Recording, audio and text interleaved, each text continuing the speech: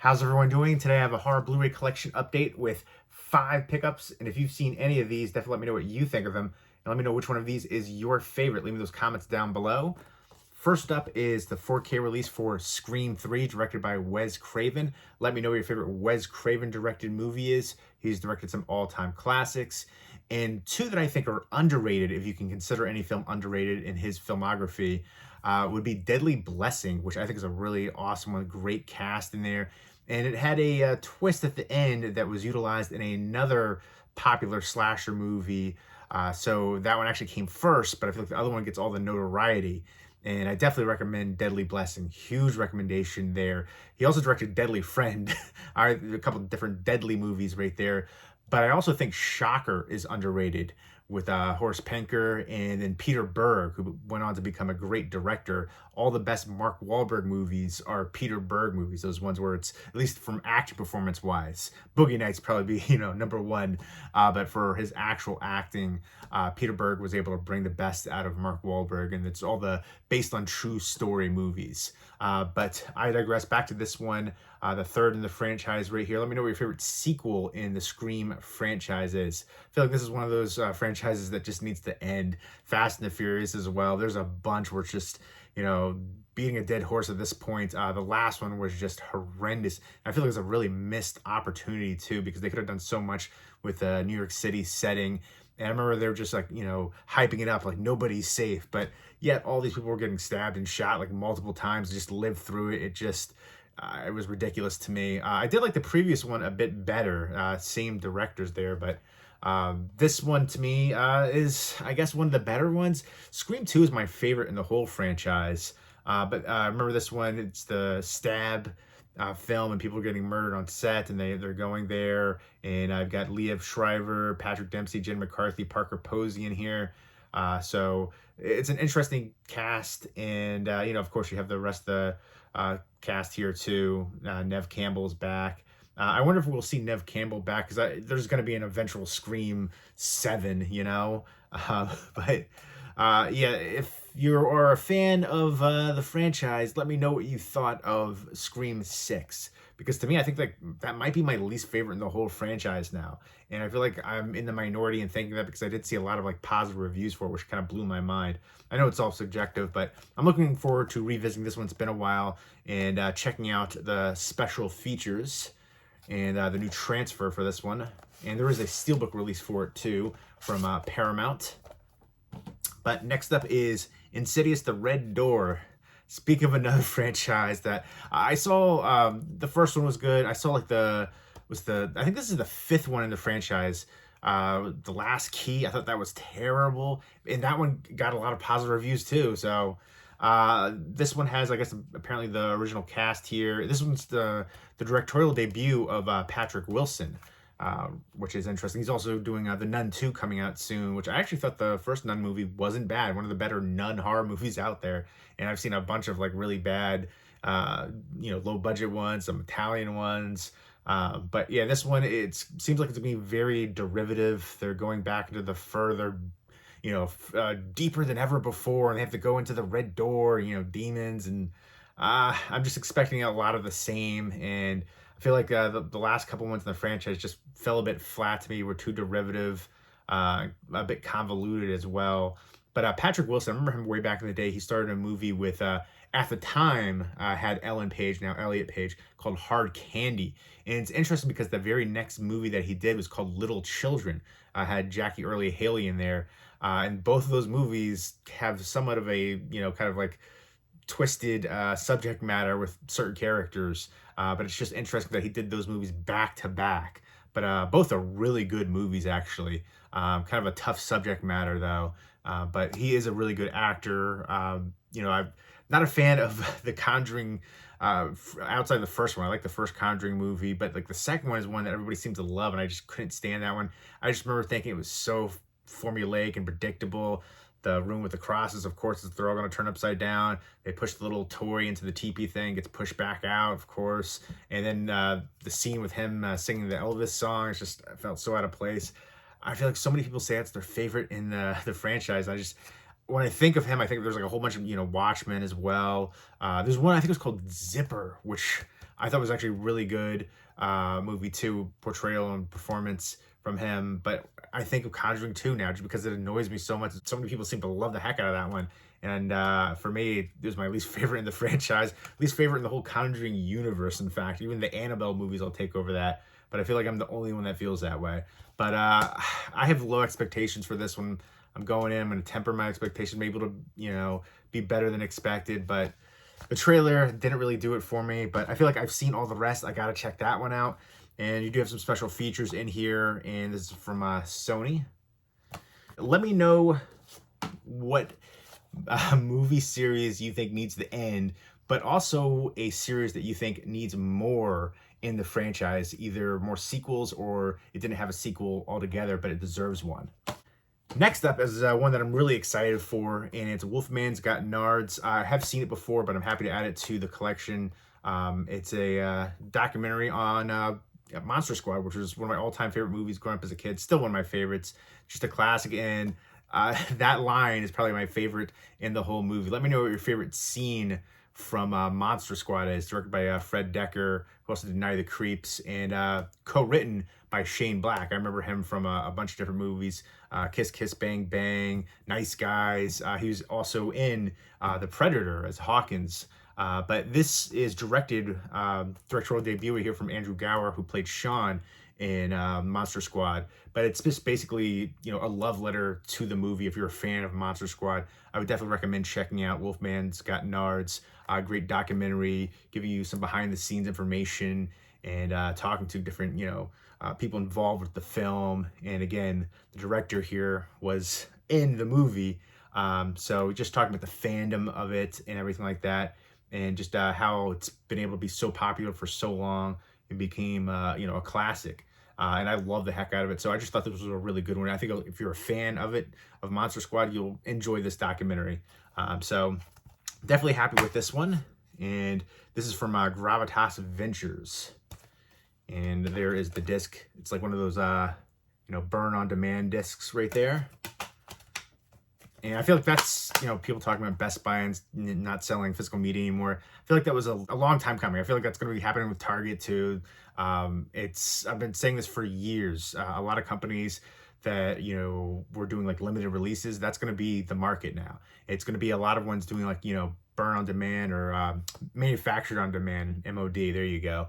And it's going to save a lot of money and cut costs, and that's just going to be a smarter way to do business. And then the companies that are doing limited releases, they're going to continue doing that. And bigger companies and studios like Warner Brothers, Paramount, Sony, Disney, ones like that, they're going to be doing instead of like 500,000 releases for copies, they're going to do maybe 50,000, and it's going to make sense. So there's still going to be physical media. People are still buying CDs. People are still buying records. Records are selling, I get that's kind of like a novelty for a lot of the records. They're having, the different designs for the record splatter and stuff. And I feel like being like a big collector market. But I think that's going to be the case too for movies. We had those exclusives for Best Buy, which was surprising that, they did all those contract agreements for their exclusives and they're just going to stop. But I feel like it wasn't surprising that they pulled it besides that. So yeah, I still think there's going to be physical media. People are freaking out. I've heard this for literally a decade. You're still buying movies? What are you doing? They're not going to sell them anymore. It's, first of all, streaming is never going to be as good, and they are constantly taking things down, losing the rights, censoring stuff, editing things out. I mean, just, the French Connection and Gone with the Wind. There's so many different examples, and whatever you want to, change, it's unfortunate. You can't change history.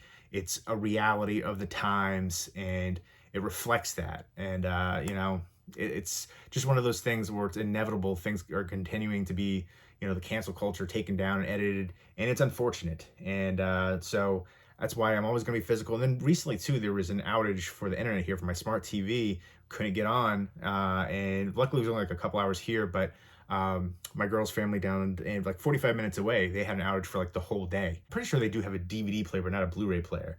I think my brother-in-law has a Xbox or PS whatever, so I guess he does, but the rest of the family, I don't think utilize that or don't know how to really do that. But I digress. Physical media over streaming for life right there. But yeah, I really enjoy this one. Let me know what your favorite horror documentary is. There's some really great ones out there. Next up is one that I kind of want to revisit. It's Gretel and Hansel, and I remember watching it. This was an exclusive slipcover at Walmart. It is a really cool looking slipcover, super creepy. Alice Craig, who was in Sleepwalker. She is probably one of the creepiest witches ever. But yeah, it's also so interesting too, because like on the back, there's like 3 people in the cast essentially that you see, and they don't even have her name listed on the back.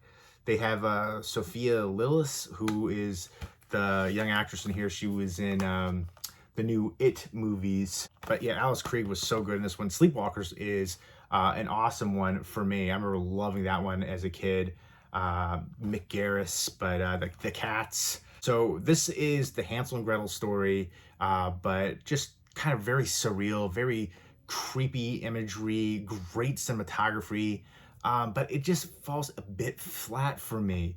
There's some, dramatic pacing, inconsistent pacing, and at times just felt kind of meandering, and I just kind of felt bored during some of it, but just the cinematography was incredible. That was like my biggest takeaway here. And then also Alice Craig, she was so creepy.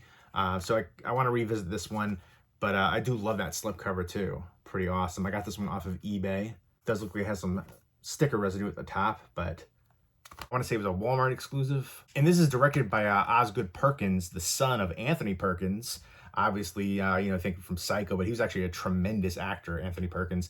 And I can't wait to see what Osgood Perkins does in the future. While this one was just, not, great for me, I feel like all of his films, he's definitely an auteur. He has a style that's very recognizable, very surreal, haunting. At times, though, inconsistent pacing, kind of meandering. I can't remember the other thing, the little thing that haunts the house, some other name like that. But I didn't really care for that one either. That one was just like watching paint dry. But he did a movie that I absolutely love and I think is incredibly underrated. It's called Black Coat's Daughter. That one blew me away, and not enough people talk about that one. It's super creepy, uber creepy, atmospheric. I did feel like you could see the one twist of the characters coming, I felt like, but I love how it plays out. I don't want to give too much away about that one. The less you know, the better. Really great performances and just super atmospheric. And I love that one. So for that one alone, I'm going to check out anything he does in the future to kind of recapture that glory from that movie. But again, very atmospheric in his films, great cinematography, that sense of dread and isolation, washed out hues reflecting the bleak tone, very recognizable style from Osgood Perkins. Let me know what your favorite witch horror movie is. And next up is one that I've actually had for a while. It's been sitting underneath stacks, and I didn't request this one. This was like a review copy that just came. Sometimes it happens that way if you're on like a review list. Even if you don't request something, they want to get some exposure for it, they'll send it out. And this is the case here. You can see it has a little puncture in the barcode. Not as many companies do that now for review copies, but I remember because of me, anybody who gets an Arrow Video review copy can thank me, because I went through great lengths to make sure and ensure that that didn't happen to Arrow Video review copies. I remember writing, the packaging is a big part of Arrow Video releases, and, showcasing that off for reviews. It doesn't look as good, the hole goes through the case, the artwork, reversible artwork. And, so I talked to the people over at MVD who are, handling it, and they said, oh, we won't have that again. We'll talk to the warehouse people. It happened again. And I talked to somebody else there, and it said, oh, it won't happen again. It happened again. So I reached out to the original people in Arrow Video in UK, and they, talked to them. And then after that, it never happened again. So anybody who gets a Arrow Video review copy, you're welcome. You don't have to worry about getting the damaged artwork or anything like that. I feel like I understand why they do it, so you don't, sell the review copies. People will still sell them. It'll just be at a decreased value, which will, hurt the sales overall even more so. So I feel like it doesn't make sense that way. But it ruins the packaging. I feel like a lot of the people that do reviews for physical media copies are collectors and fans. So they don't want that. Nobody wants that. But this movie, I remember doing a review for it on my old channel, and I had a video that just blew up for me. It had like 150,000 views. So a lot of people Wanted to see this one. A ton of hype for this movie. It's a sick and twisted horror movie. It's under the guise of social political commentary from the director Serbian Spasojevic. But really, it's just to make a sick and twisted shock and awe movie. You can check out my review for it, and if you want to get a little bit more in-depth information about it. But it's basically about a retired adult film star and getting kind of like dragged back into the business and with some seedy characters. I want to say he takes like some kind of like drug thing that just makes him very hyper violent and sexual, and just the crazy thing. It's just all about like, it's about like 3 scenes, really, really 2 scenes that are just so sick and twisted and shock and awe value. And I don't care what the director says, that you can rationalize it, whatever you want to say, under the guise of that political commentary, but it's not. It's just for being depraved. And you know, if you thought Salo was bad, this is way worse in my opinion. But yeah, this is one where like I got it and I was just like, I don't know if I even want to show this one. And but it's from Unearthed Films. It is a nice release for it. But I remember they had a different edition where it was just like such an awful release packaging wise. It was the cheapest, worst packaging I've ever seen. It was just like a plastic sleeve with the disc taped to a piece of cardboard, and I think it had like blood splatter or something. It was just awful. Whoever came up with that, they probably thought, oh, that was a really good idea. It was terrible.